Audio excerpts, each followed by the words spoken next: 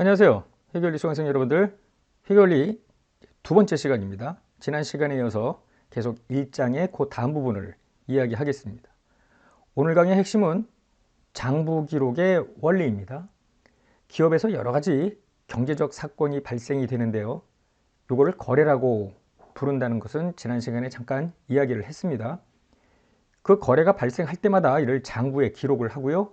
요거를 재무제표라고 하는 회계 정보를 통해서 이해관계자한테 회사의 재무 상태나 재무 성과에 대한 내용을 보고한다. 여기도 지난 시간에 잠깐 이야기를 했던 것입니다. 자, 재무제표 작성을 위해서는 거래를 어떻게 장부에 기록하는지 그 원리를 배우는 것이 핵심이에요. 이게 회계 원리의 출발점이기도 합니다. 개인이 일반적으로 사업을 시작을 할 텐데요. 사업 규모가 커지면 회사의 형태로 전환하는 경우가 많습니다. 개인 사업을 하든 회사를 조직해서 사업을 하든 장부 기록의 원리에는 기본적인 차이는 없습니다. 다만 이것이 중급회계, 고급회계로 나가면서 이제 큰 회사를 중심으로 해서 재무제표 작성을 여러분들이 이해를 해야 되기 때문에 우리 회계 원리는 개인 기업이 아니라 어떤 회사의 조직, 그 중에서도 가장 일반적인 주식회사를 조직하고요. 그 주식회사에서 발생하는 여러 거래를 회사의 관점에서, 이게 중요하죠. 회사의 관점에서 어떻게 이를 회계 처리하는지를 배우는 겁니다. 회사의 관점이라는 것은 또 무슨 말인가? 잠깐 한번 그림 5를 보겠습니다. 먼저 주식회사의 설립 과정을 잠깐 들여다보면요. 개인인 가불병 등의 투자자가 있습니다. 이들이 어떤 비즈니스를 하고자 주식회사를 설립을 하기로 했습니다. 그러면은 소중의 현금을 출자를 하죠. 둘이 1대1대1의 비율로 할 수도 있겠고요. 1대1대 0.5 뭐 이렇게 할 수도 있겠습니다. 현금을 출자를 하여 A회사가 설립이 되면서 동시에 가불병한테 소중의 출자 증서를 주게 됩니다. 그게 바로 주식이죠. 실제로 이제 A회사가 법적인 형태이지만 자연인처럼 행위를 할 수 있는 인격이 부여가 됩니다. 그 뜻은 뭐냐면 A회사가 종업원을 채용하고 종업원에 대한 인건비도 지급을 하고요. 어떤 설비자산을 취득하기도 하고 처분하기도 하고 어떤 물건을 만들기도 하고 하는 모든 행위를 A라는 회사 관점에서 하는 거죠. 물론 실제로는 그 안에 들어있는 조직을 구성하는 인간이 하는 것이지만 회계 처리는 이 회사 입장에서 한다. 이렇게 보면 되겠습니다. 자, 이 투자자를 주식회사에서는 이제 주주라고 하는데요. 이 주주들은 자기의 출자 금액에 비례해서 A 회사의 여러 정책과 관련된 의결권을 행사할 수 있습니다. 더 나아가서 A 회사가 가득한 이익 중 일부를 가불병의 출자 비율대로 배당을 받을 수도 있겠습니다. 회사의 규모가 더 커지면은요, 추가로 출자를 가불병이 할 수도 있겠고 새로운 주주가 편입이 될 수도 있겠습니다. 한편 기존 주주 중에 일부는 나는 그만 나가겠다라고 하면은 자신의 지분을 양도할 수 있겠습니다. 더 나아가서 이 회사가 잘 되면야 좋겠지만 잘 안 돼서 망할 수도 있을 거 아닙니까? 이때 투자자가 부담하는 최대 손실은 자신이 출자한 금액으로 한정된다. 이걸 바로 유한책임이라고 하죠. 그래서 자유로운 지분 양도, 그 다음에 유한책임, 이것이 주식회사의 핵심적인 특성이라고 볼 수 있겠죠. 교재 13페이지에 중간쯤 보면 더 나오기도 하는데요. 만약에 이 회사가 승승장구해 더 많은 자금을 모집하고 싶습니다. 여러 대중으로부터. 그러면 기업을 공개하는 겁니다. 보통 언론에서는 IPO라고 하는데요. Initial Public Offering이라고 하는데 상장을 하는 거죠. 주식시장에 이 주식을. 그러면 여러 주주들로부터 돈을 받고 큰 자금을 모집하여 회사를 거대하게 키울 수도 있겠죠.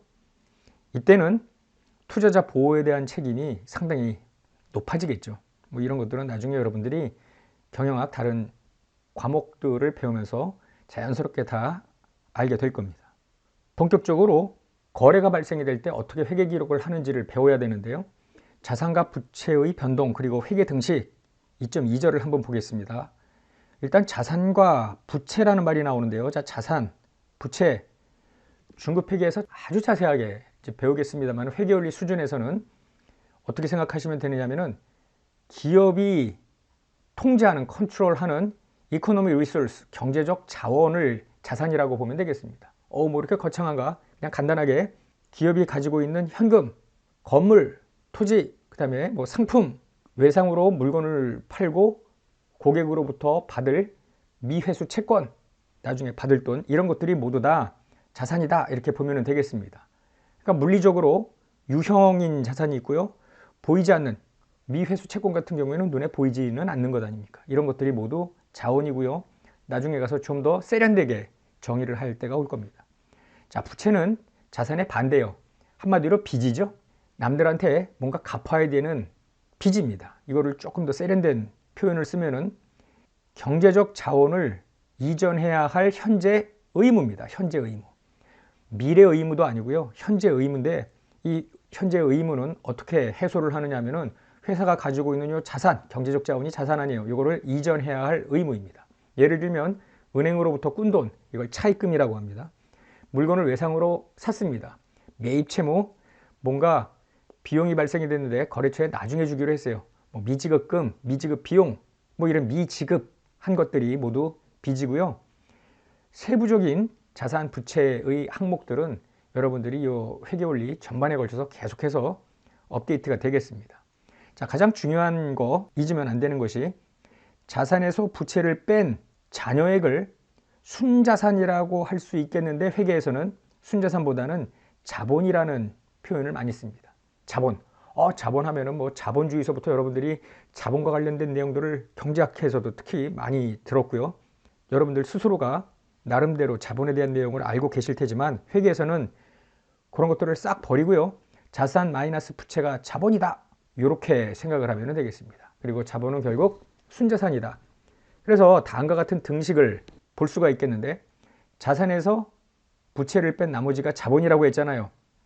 요 중에 좌변의 마이너스 부채를 우변으로 이항을 합니다. 왜 이항을 하는지는 나중에 다 설명이 나옵니다. 일단은 자, 그래서 자산은 결국 부채와 자본의 합입니다. 그런데 중요한 건 뭐냐면은 자산이 결정됩니다. 부채도 결정됩니다. 얼마인지. 그러면 자본은 독립적으로 결정되는 게 아니라 잔여액으로 결정된다 라는 것을 잊으시면 안 돼요. 그러니까 절대로 이 등식을 보면서 부채가 결정되고 자본이 결정되고 이 둘의 합이 자산이다 이렇게 보는 게 아니라 요 식 1에 따라서 식 2를 보더라도 식 1에 따라서 회사가 가지고 있는 자산이 10억이야. 부채는 3억이야. 그럼 나머지 7억이 자본이다. 이런 식으로 여러분들이 생각을 하면 되겠습니다. 향후 이제 거래가 발생이 되면 자산이나 부채가 늘고 줄고 할 거 아닙니까? 거기에 따라서 자본이 함께 늘기도 하고 줄기도 하고 할 거예요. 이때 식 2에 따라서 설명을 할 텐데요. 이 식 2를 어카운팅 이퀘이션 회계 등식이라고 합니다. 우리 교재 14쪽에는 회계 등식의 이해와 관련해서 15쪽부터 이해 1번을 통하여 여러 가지 거래가 나왔을 때 자산과 부채가 어떻게 변동되고 잔여액으로 결정되는 자본이 늘는지 주는지에 대한 사례들이 제시가 되고 있습니다. 자, 예 1번을 보자고요. 컨설팅 용역을 제공하는 걸 주업으로 하는 주식회사 한국이 있습니다. X1년 중에 다음에 9가지 거래가 발생했다고 가정을 해보자고요. 자, 먼저 1월 2일 주식을 발행하고 투자자로부터 100만 원을 출자받아 회사가 설립이 되는 겁니다. 회사가 100만 원을 출자받습니다. 개인 주주들로부터. 그리고 주권을 발행하고 뭐 이런 거래가 있는데 이거를 누구의 관점? 이 회사의 관점에서 보는 겁니다. 자, 회사의 관점에서 본다면은 돈이 들어오는 거 아니에요.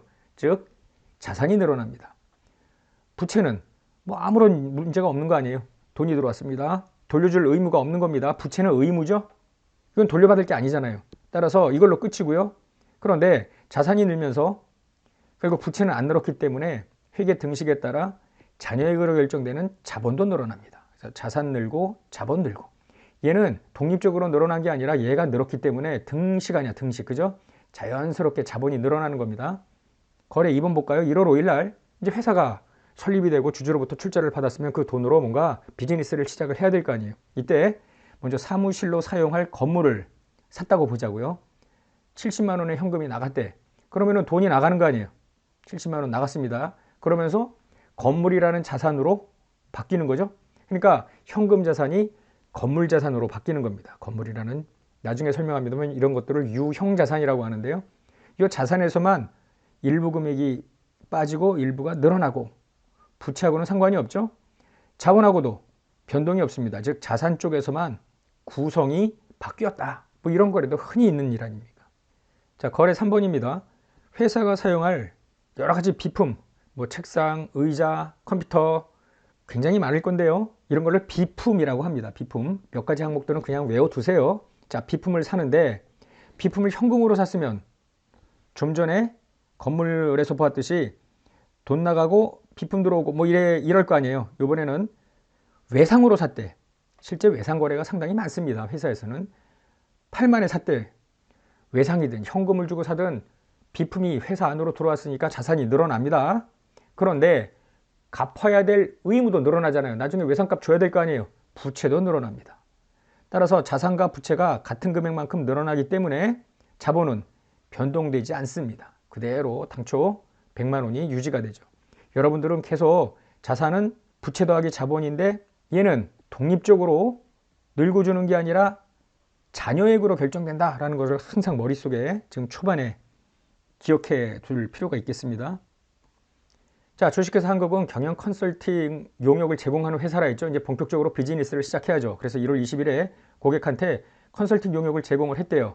그리고 그 대가로 20만 원의 현금을 받았다는 겁니다. 그러면 하여튼 용역을 제공하고 돈 받았네? 그럼 자산이 늘어나잖아요. 경제적 자원이 늘어납니다. 갚아야 될 의무는 전혀 상관이 없는 거 아니에요. 이걸로 끝나는 거예요. 그러니까 뭔가 용역을 제공하고 대가를 받았으면 그거만큼 자본도 늘어납니다. 순자산. 자본은 순자산입니다. 자산에 부채 뺀 거, 부채 상관없으니까 이렇게 늘어나는 겁니다. 자, 1월 25일 고객한테 경영 컨설팅 용역을 또 제공했는데 실무에서는 제공하자마자 돈을 즉시 받기보다는 뭐 일주일 뒤, 한 달 뒤, 두 달 뒤 나중에 받을 가능성이 많잖아요. 실제로도 그렇고. 이게 외상거래입니다. 그래서 대가 12만 원이 있는데 이 중에 2만 원 현금으로 즉시 수취하고 10만 원은 나중에 받기로 했다. 이런 거래입니다. 그러면 어쨌거나 대가 12만 원 중 2만 원은 돈으로 받았대요. 현금이 일단 늘어나고요. 나중에 받을 돈, 이것도 회사에 돈을 수취할 권리, 자산입니다. 나중에 현금으로 대체가 될 거 아니에요. 그래서 12만 원의 자산이 늘어나는 겁니다. 다만 요거는 현금 자산이고 요거는 나중에 설명합니다. 매출 채권이라고 하는데요. 수취할 권리입니다. 부채하고는 상관이 없는 거 아닙니까? 따라서 같은 금액만큼 자본이 늘어납니다. 자본 처음에 100만 원으로 시작을 했는데요. 벌써 132만이 됐네. 왜 32만이에요? 거래 5에서 12만 원 늘었고요. 앞서 거래 4에서 20만 원 늘었고 뭐 이렇게 되는 거죠. 자, 지금 거래 5까지 있었는데요. 다시 한번 상기를 해본다면은 거래 1번은 출자였죠. 2번과 3번은 뭔가 자산을 취득하는 것이었습니다. 건물도 사고 비품도 사고 그 다음에 4번, 5번이 본격적인 비즈니스를 시작을 하면서 지금 뭔가 벌어들이는 겁니다. 이걸 이제 수익이라고 하는데요. 벌어들이는 거를 수익 거래가 발생하는 사례였습니다. 비용도 발생하겠죠. 여러 가지. 자, 그래서 거래 6번 직원 급여 8만 원과 회사의 전기료 5만 원을 현금으로 지급했대요. 그러면은 8만 원, 5만 원, 도합 13만 원의 돈이 나가네. 마이너스입니다. 부채는 변동이 없고요. 그 바람에 자녀액으로 결정되는 자본도 13만 원이 줄어요. 그래서 119만 원. 요 1월 26일 현재 자산 총액은 127만 원, 부채가 8만 원이 있어서 자녀액으로 결정되는 자본은 119만 원이다. 이렇게 이해를 하면 되겠습니다. 거래 7번 볼까요? 자, 이번에도 광고 선전비라는 비용이 발생을 했는데요. 대금은 나중에 줄게. 이런 것들이 사실은 일반적이에요. 즉시 현금으로 나가는 경우보다는. 그러면 어쨌거나 10만 원이 발생이 됐는데 광고 선전비가 돈을 직접 주지는 않았기 때문에 자산은 변동 없으나 나중에 줄게 그랬으니 나중에 지급해야 될 현재의 의무가 발생됐죠. 부채가 늘어납니다. 자, 자산은 가만히 있는데 부채가 늘어났기 때문에 순자산, 자산에서 부채를 뺀 순자산은 감소되는 겁니다. 부채가 늘어납니다. 부채가 점점 늘어날수록 회사의 순자산 줄어들 수밖에 없겠습니다. 거래 8번입니다. 1월 30일에 어떤 거래가 발생이 되냐면은 거래 3에서 발생한 외상대금, 이거 비품 살 때 돈을 다 안 줬잖아요. 8만 원을 갚았어. 그러면은 돈이 나가니까 자산 마이너스죠. 갚아야 될 의무 8만 원만큼 의무가 사라집니다. 따라서 자본에는 변동이 없고요. 자산 줄고 부채 줄고 순자산은 변동이 없습니다. 자, 마지막 거래 9번인데요. 1월 말에 거래 5에서 고객으로부터 받지 못했던 대가, 즉 컨설팅 용역을 제공하고 대가를 나중에 받기로 한 거 10만 원이 있었어요. 이 중에 5만 원을 돈으로 받았습니다. 그러면 자, 5만 원만큼 돈으로 받으면서 받을 권리, 요 119만 원에는 10만 원의 매출 채권이라는 권리가 있었죠. 그거만큼 5만 원이 줄어드는 겁니다. 자산 쪽에서만 구성이 바뀔 뿐이죠. 부채는 상관이 없고요. 역시 자본도 상관이 없습니다. 그래서 1월 초에 주식회사 한국이 설립이 됐는데 1월 한 달 동안 거래를 반영하고 나니 자산 119만, 부채는 10만, 그래서 자본이 109만이 된 겁니다. 9가지 거래를 다시 한번 개관을 해보면 이렇습니다. 지금 보다시피 처음에 출자 거래가 있었죠. 자산이 늘어나고 부채는 상관이 없으니까 자본이 늘어난 겁니다. 자, 이건 건물 취득 거래였고요. 이건 비품 취득 거래였는데 다른 점은 뭐냐면은 건물이 취득하면서 돈을 직접 낸 거예요. 이거는 비품을 취득하면서 나중에 줄게 그랬으니까 부채가 발생이 됩니다. 2번 거래, 3번 거래 모두 순자산인 자본하고는 상관이 없어요. 여기서 눈여겨볼 건 수익 거래와 비용 거래인데요. 자, 수익 거래, 돈을 받든 안 받든 자산이 늘어납니다. 부채하고는 상관이 없기 때문에 그것만큼 자본이 늘어나고요.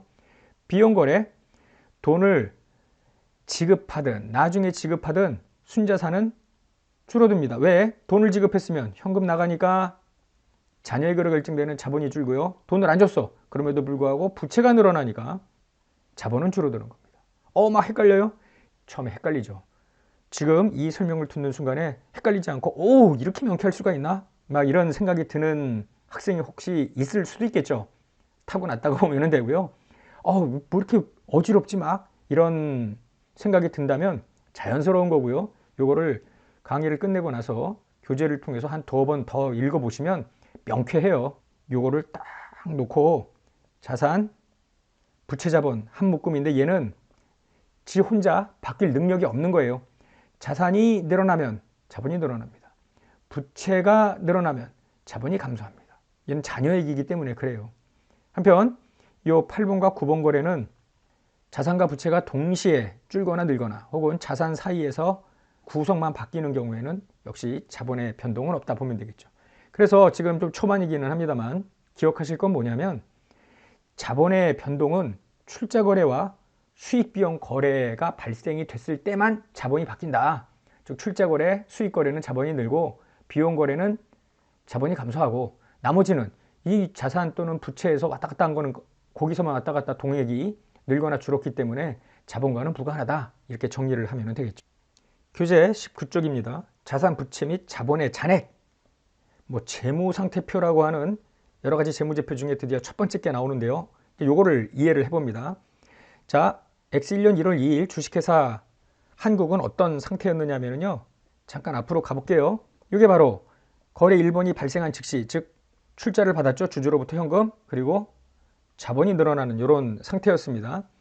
요때 자산은 100만 원, 요 T자로 해가지고 한번 보자고요. 이게 이제 부채는 없었고요. 자본이 100만 원입니다. 그래서 자산, 부채, 자본의 특정 일자의 잔액을 보여주는 재무제표를 재무상태표라고 합니다. 굉장히 입에 익지 않죠? 처음 봤으니까. 그러나 지금 이 강의를 들으면서 입으로 중얼중얼 한 3번만 하세요. 재무상태표, 재무상태표 이러면 앞으로 두고두고 나올 용어입니다. 재무상태표, 재무상태표는 특정 시점, 그때 자산이 얼마이고 부채가 얼마고 그래서 자녀액으로 결정되는 자본이 얼마고 요거를 보여주는 거예요. 특정 시점이라고 했으니까 1월 2일 말고 1월 31일자 재무상태표도 만들 수 있을 거 아닙니까? 자, 좀 전에 보았던 요 예제를 보면은요. 1월 말이 되면 여기 지금 100만 원부터 시작해서 들락날락 해가지고 119만 원. 여기 1월 말이죠. 119만 원. 부채는 10만 원. 그러니까 여기 119만 원 자산, 부채 10만 원. 그래서 나머지 자본이 109만 원. 이게 1월 31일자 재무상태표예요. 우리가 눈여겨볼 거는 뭐냐면 순자산이 1월 2일에는 100만 원이었는데 한 달이 지난 다음에는 109만 원으로 9만 원이 늘어났잖아요. 왜 증가했지? 요것만 보면은 알 길이 없어요. 요 두 개의 재무상태표만 제시됐다고 가정을 해보세요. 이렇게 주고 이렇게 주고. 그러면은 100만 원에서 109만 원 왜 늘어났을까? 추가적으로 더 이들을 들여다봐야죠. 즉 재무상태표를 만들 수는 있지만 재무상태표만 갖고는 증감의 원인을 알 수 없다. 그래서 추가로 일정 기간 발생한 수익과 비용에 대한 정보가 필요한데 이게 나중에 보게 될 포괄 손익계산서라는 겁니다. 우리는 이미 요 수익거래, 비용거래가 요만큼 발생을 했기 때문에 9만 원이 순이익이 늘었다는 걸 알 수는 있잖아요. 그러나 외부 정보 이용자는 세부 거래 없이 이렇게 재무상태표만 받아볼 텐데 이것만 가지고는 불안전하니까 뭔가 추가로 포괄 손익계산서라는 재무제표를 제공받겠구나라는 걸 생각을 하면 되겠죠. 교재 21쪽 굉장히 중요해요. 자본의 변동 중에 재무 성과의 구분입니다. 즉 이건 뭐냐면 앞서 자본의 변동 9만 원인데 이 9만 원 중에 출자거래가 얼마고 손익거래가 얼마인지 알 길이 없잖아요. 그 손익거래가 바로 재무 성과라고 생각을 하시면 되겠습니다. 가보자고요. 회계 등식을 재구성해 보는데 앞서 우리가 보았던 게 자산은 부채 더하기 자본이다 이런 것이었습니다. 그런데 이렇게만 해놓으면 지금 보다시피 수익과 비용 금액을 알 수가 없잖아요. 그래서 수익과 비용의 총액이 보고될 수 있도록 이 회계 등식을 다시 구성해 보자고요. 자, 이 자본은 앞서 보았듯이 출자거래, 주주로부터의 출자거래하고 수익 비용 거래 때문에 늘고 줄을 것 아닙니까? 이거를 구분해 보자고요. 즉 자본은 자본의 요 별표 표시한 것이 순수한 주주로부터 출자받은 금액이라고 보자고요. 거기에다가 수익에서 비용을 뺀 금액을 당기순이익이라고 합니다. 수익 빼기 비용 이런 것들을 당기순이익. 그래서 자본은 주주로부터 출자받은 금액과 회사가 영업을 잘해서 남긴 이익 이 두 가지가 합쳐지게 되겠죠. 다시 볼까요? 자본은 어떻게 구성이 되느냐? 주주로부터 출자한 거 100만 원. 109만 원은 뭐야? 수익 30만 원, 비용 23만 원 더하기 빼기 했더니 109만 원이 된 거 아닙니까? 그렇게 구성을 바꿔본 거예요. 당기순이익. 자, 당기순이익 다시 당기순이익은 수익과 비용이라고 했죠. 그래서 자산은 부채 더하기 자본, 여기서 자본은 순수하게 이제 주주로부터 출자받은 금액이라고 생각을 하시면 되겠습니다. 그리고 당기순이익, 수익, 비용. 이때 회계 등식은 좌우 모두 플러스 부호로 맞춰놓고 시작을 하는 겁니다. 그래서 이 마이너스 비용을 이쪽으로 이항을 하면은 자, 요런 등식이 나오죠. 식 5. 왼쪽은 자산과 비용입니다. 오른쪽은 부채 자본 수익입니다. 식 1부터 한번 들여다보시면은 자산 빼기 부채는 자본이었잖아요. 그 빼기 부채를 오른쪽으로 돌려서 자산은 부채 더하기 자본이다. 근데 이 자본에 들어있는 수익거래, 비용거래를 분리를 한 거죠. 그리고 이 비용을 다시 이 마이너스를 플러스로 맞추기 위해서 등호 왼쪽은 자산 비용, 오른쪽은 부채 자본 수익. 계속 이거를 눈에다가 지금 확 집어 넣어야 되는 거예요. 앞서 예 1번은 등식 2에 따라서 자산, 부채, 자본의 변동을 설명을 했는데요. 예 2에서는 예 1번의 9가지 거래를 다시 방금 보았던 요 식 5를 이용해서 한번 분석을 해보겠습니다. 자, 주식을 발행했다고 했죠? 회사가 출자를 받습니다. 그럼 현금 늘어나니까 이제 자산. 그 다음에 이거는 출자 거래니까 바로 자본. 아까랑 다른 건 요 비용과 수익이 더 있는 거예요. 얘 1번하고 차이는 왜 비용이 왜 플러스지? 여기에 마이너스 비용이 있다가 일이 이항을 했으니까 플러스 비용이 된 겁니다. 자, 1월 5일에 사무실로 사용할 건물 70만 원을 현금 주고 샀다는 거예요. 그러면은 현금 빠지고 건물 들어오고 여기서만 왔다 갔다 하죠? 상관이 없습니다. 얘 1번과 같았고요. 자, 비품을 외상으로 샀대요. 자산 늘어나고 부채 늘어나고 역시 1번하고 얘 1번과 다르지 않죠? 비용 상관없고요. 자본도 변동되지 않았습니다. 자, 여기서 이제 달라지는 거예요. 1월 20일에 고객한테 경영 컨설팅 용역을 제공하고 대가 20만 원을 돈으로 받았대. 이때 아까 얘 1번에서는 이거를 자산 늘어나고 부채 안 늘어나니까 모두 자본이라고 했는데 지금 자본은 협의의 자본과 광의의 자본, 수익 비용이 반영된 걸로 보는 거 아니에요. 즉 늘어난 이유가 출자 거래가 아니라 수익 거래 때문이니까 이렇게 수익에다가 집어넣는 겁니다. 어쨌거나 등식 좌우는 일치됩니다. 1월 25일 고객에게 경영 컨설팅 용역을 제공하고 12만 원 중에 2만 원은 돈으로 받고 나머지는 외상이래. 그러면은 2만 원 현금, 10만 원은 매출 채권이라는 미회수 채권 자산입니다. 역시 요거만큼 수익입니다. 따라서 32만 원만큼 수익이 늘고요. 이건 협의의 자본, 광의의 자본은 자본의 수익이 더해지고 비용이 빠지는 겁니다. 이번에는 비용 거래입니다. 자, 직원한테 급여와 전기료, 급여 지급하고 전기료도 지급했어요. 13만 원. 그러니까 자산 빠지면서 아까 얘 1번에서는 자본이 바로 빠졌잖아요. 요렇게. 그게 아니라 이번에는 총액으로 도대체 자본의 변동을 알아야 되기 때문에 비용, 수익 이거를 구분을 한 거잖아요. 자, 비용이 늘어났네. 그러니까 왼쪽에서만 자산 비용 늘어나니까 오른쪽은 전혀 상관이 없는 거 아니에요. 그죠? 그러나 이게 나중에 이제 이쪽으로 돌아가면은 자본의 마이너스로 표시가 되겠죠. 1월 28일 광고 선전비 10만 원이 발생됐는데 나중에 지급하기로 했대요. 나중에 지급. 부채가 늘어나겠네. 그 다음에 비용도 발생했잖아요. 이렇게. 그래서 다른 거에는 영향이 없는 겁니다. 부채와 비용. 자, 여덟 번째. 거래상에서 발생한 외상대금 8만 원을 모두 현금으로 지급. 이거는 이해 1번과 다르지 않습니다. 그래서 자산 빠지고 부채 빠지고. 자본에는 상관이 없죠. 이거 수익거래, 비용거래도 아니고요. 자, 거래 5에서 고객으로부터 받지 못했던 대가 10만 원 중 5만 원을 돈으로 받았대요. 그럼 돈 받고 이 119만 원에 있던 매출 채권 5만 원 빠지고 어디든 변동하지 않습니다. 그리하여 자, 거래 1, 2, 3, 4, 5, 6, 7, 8, 9를 다시 본다면은 아까는 자산, 부채, 자본만 있었는데 이건 협의의 자본이고 수익과 비용을 나눴죠. 자, 비용거래, 수익거래가 여기에 들어가 있습니다. 그래서 자, 보시면은 자산과 비용, 부채, 자본, 수익 더한 게 좌우로 일치가 되고요. 다음 시간에 보겠습니다만은 오늘은 여기까지만 강의를 합니다만 자본 100만 원은 원래 있었던 거 아닙니까? 근데 눈치채셨겠지만 지금 109만 원으로 아까 바뀌었잖아요. 109만 원은 그게 32만 원 수익과 23만 원 비용 때문에 발생한 거구나 라는 거를 보여줄 수 있는 자료가 기본 자료가 이제 만들어진 거 아닙니까? 그래서 다음 시간엔 이렇게 해서 재무 상태와 재무 성과를 모두 보여주는 재무상태표 포괄손익계산서가 어떻게 만들어지는지를 설명하겠습니다.